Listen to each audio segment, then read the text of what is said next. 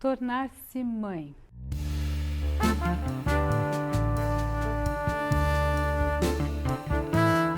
Pode parecer uma coisa assim automática, porque a gente imaginou durante um bom tempo que haveria um instinto materno e que, como qualquer fêmea do outro restante gigantesco reino animal, você vê que eu errei, eu mesma falei o outro reino animal, você vê o que é o inconsciente, mas o nosso reino animal. Então, a gente tem uma projeção tão antiga que a gente, ao mesmo tempo, é animal e não é.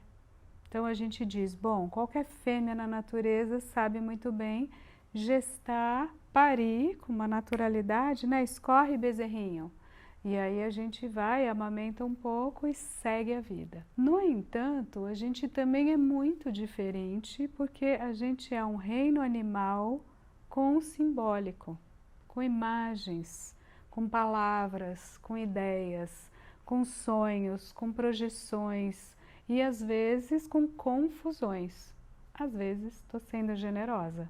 A gente sempre carrega muitas confusões sobre o que é ser mãe, o que é a maternidade, o que é a parentalidade mesmo, o que é fazer-se aquele que exerce a função materna para alguém, que não é fácil, que é receber essa vida que chega, que está tateando no universo igualmente simbólico, igualmente imaginário, que ela está mais bruta nessa formação de si como sujeito, é um diamante bruto a ser lapidado por toda a cultura. Então esse é o jogo difícil do tornar-se mãe, é a gente de alguma maneira poder fazer uma regressão, né, psíquica, é um processo delicado, né, o Winnicott chamava de preocupação materna primária,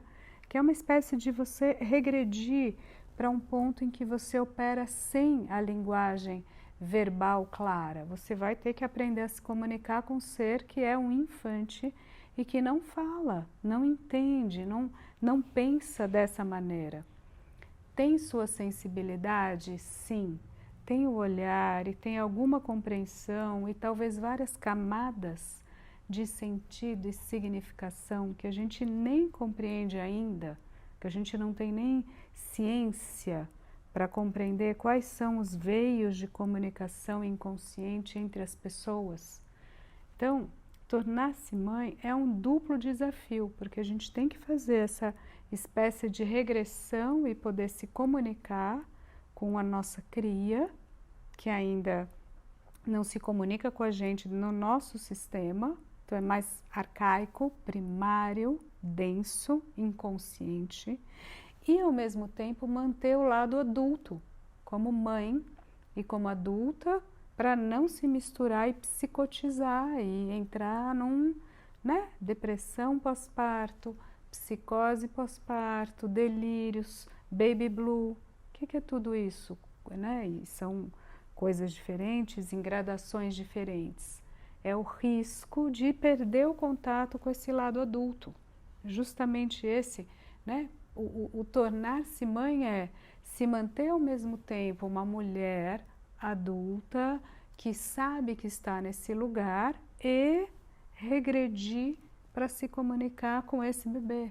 Necessariamente isso lida, né, atinge, desperta, aflora todos os nossos núcleos muito primários, raiz, radical, que pode ser um pouco enlouquecedor, que pode estar fora do sentido, que a gente pode também nomear como uma intuição materna e às vezes essa intuição, esse inconsciente, esses núcleos arcaicos, eles podem esbarrar na perda do eu. A gente sai desse eu, dessa organização egóica para conseguir fazer contato com o proto-eu do bebê que está se formando. E às vezes a gente não consegue, a gente se perde nisso. A gente opera numa borda. É levemente borderline? Pode ser. Então não se assusta. Por quê? Porque a gente tem que ter a confiança que a gente volta. Pode sair de si, pode sair desse eu adulto, pensante, sólido, e tem que sair, mas tem que voltar. Então, quais são os dois grandes riscos dessa, vamos dizer, dessa arte de tornar-se mãe tão complexa? Ao mesmo tempo, poder sair desse lugar e ter a coragem de fazer isso, porque se você fica só aqui, num ego adulto, você não entra em contato com o seu bebê. Você não está conseguindo ser a mãe, você está com medo disso. Você está defendida, excessivamente defendida nesse lugar. E uma outra coisa, poder sair disso, e também qual é a outra parte do desafio dessa arte complexa? Você não se misturar totalmente no outro, no seu bebê, na sua cria. Não se deixar seduzir por esse lugar do ultra primário, infantil, a sedução do bebê, e se identificar excessivamente com ser bebê e ficar lá, me cuida mundo, e tô desvalida, e tô misturada, e tô, né, fazer esquise, psicotizar e se perder. Ou seja, né, o risco da psicose puerperal, angústia e se confundir no outro.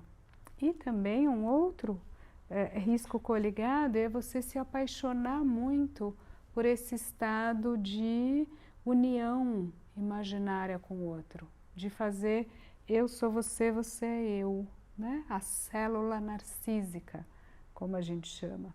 Então, é poder fazer isso, poder dar esse espelhamento para o outro candidato a humano no seu processo de humanização, de subjetivação, ao mesmo tempo que você sabe que você é espelho, que você ensina a linguagem, ensina o olhar, dá o peito, dá comida, dá palavra, e ao mesmo tempo você se separa dessa sedução da célula narcísica. Você entra e você sai.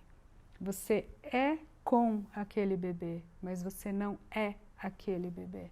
E ele não é você, e não é nós dois formamos um. Por que que isso é sempre sedutor? Porque esse, vamos dizer, é o molde da paixão, né? É o molde do apaixonamento. A gente refaz isso em cada célula narcísica do amor e da paixão. A gente faz isso numa parceria amorosa. A gente, né? Nós somos um, a gente até diz isso.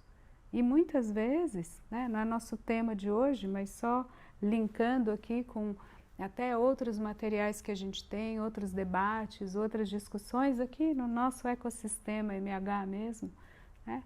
Às vezes a gente, como tornar-se mãe e ao mesmo tempo ser mulher e poder trabalhar, poder criar, como é que a gente pode ao mesmo tempo se apaixonar por esse outro, vamos dizer, um parceiro, uma parceira, e conseguir criar espaço nessa célula narcísica imaginária para ter um filho.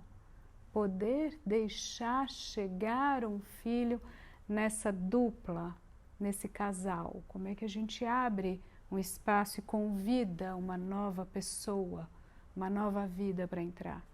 E depois, precisando fazer também essa grande união com o bebê, como é que a gente cria espaço neste novo amor apaixonado, mãe-bebê, para que entre e convide o pai, a avó, os irmãos, o mundo, a vida, o trabalho, para que entre aqui também.